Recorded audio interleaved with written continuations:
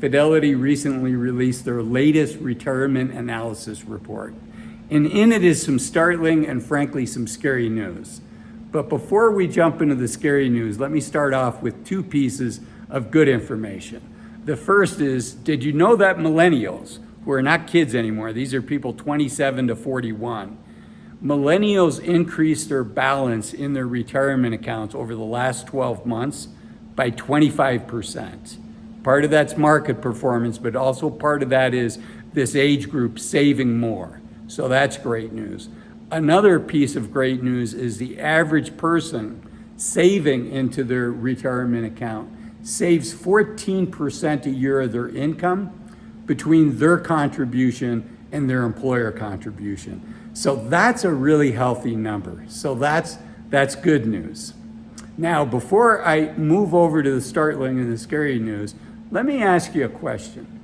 What do you think the average participant, somebody that contributes to their 401k, their 403b, their IRA, year after year has after 15 years? I want you to give some thought to that because I think you're really going to be surprised. So stick around to the end. I'm going to circle back to this and I'm going to tell you the answer. Okay, now let's jump into some of the startling news. And now I'm switching reports. This is no longer from the Fidelity report. This is according to the Government Accountability Office, the GAO. And they report that nearly 50%, nearly half of all people age 55 or older have no money in traditional retirement accounts.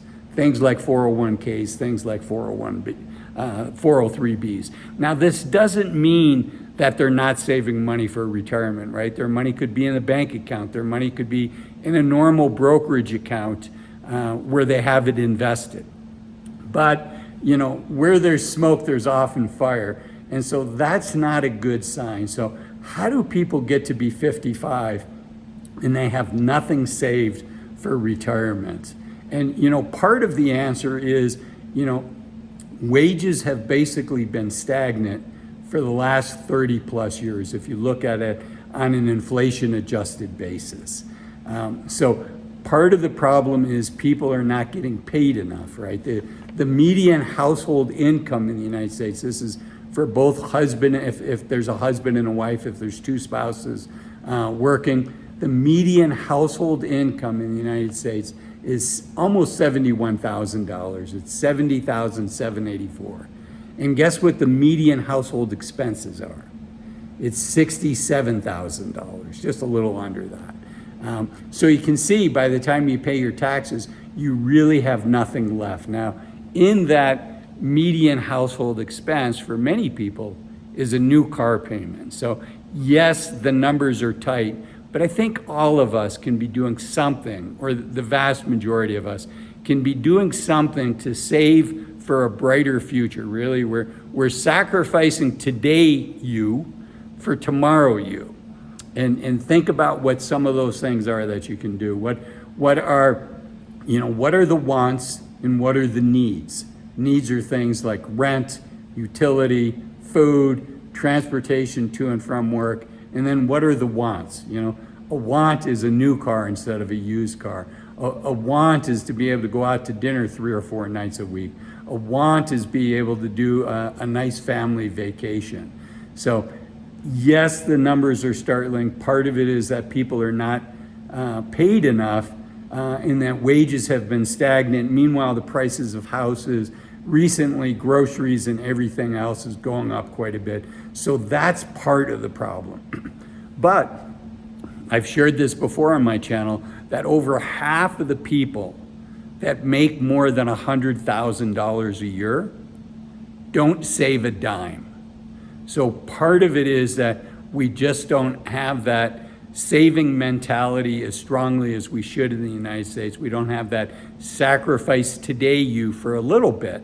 And I'm going to come back to, you know, how long do you sacrifice today you for a better tomorrow? You can overdo that, and I'm going to come back to that at the end.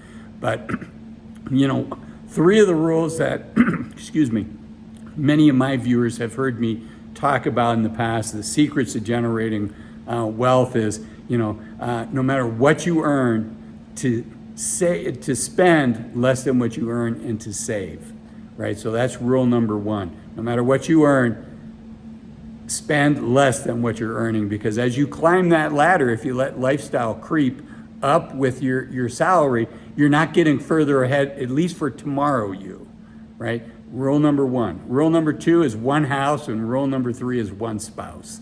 And I say that a little tongue-in-cheek, if you can afford a second house and it's something that you think will bring you a lot of joy, then go for it. It's your money, you work hard for your money.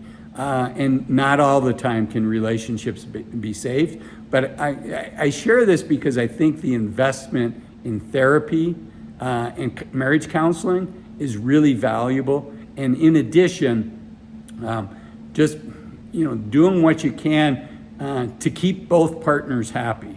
If one of your partners always wanted a sports car, what's more expensive than a sports car? A divorce, right? Or if the other partner wants to go on a special trip or take the grandkids on a Disney cruise, and yes, a Disney cruise is expensive, or taking the extended family to Europe for a one-time big vacation, what's more expensive than both of those? It's divorce, right?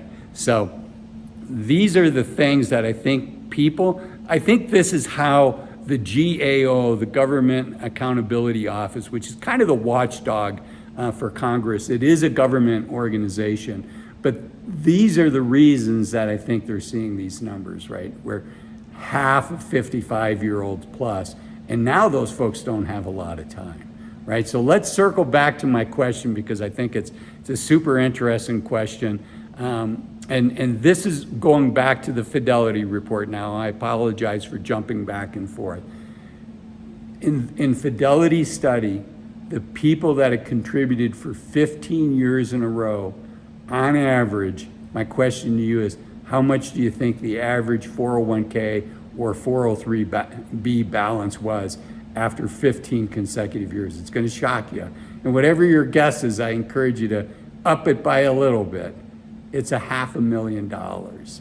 So that's a healthy amount of money.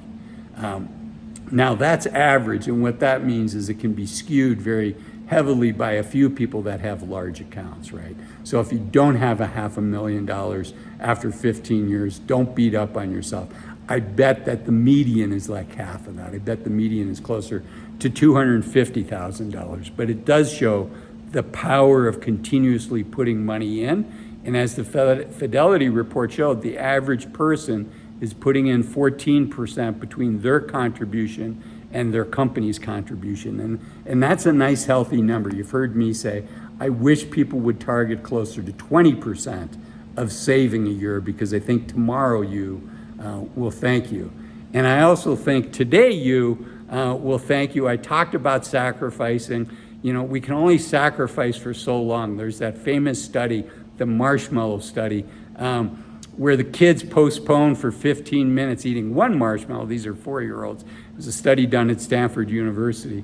If they could wait 15 minutes, then the kids would get 2 marshmallows.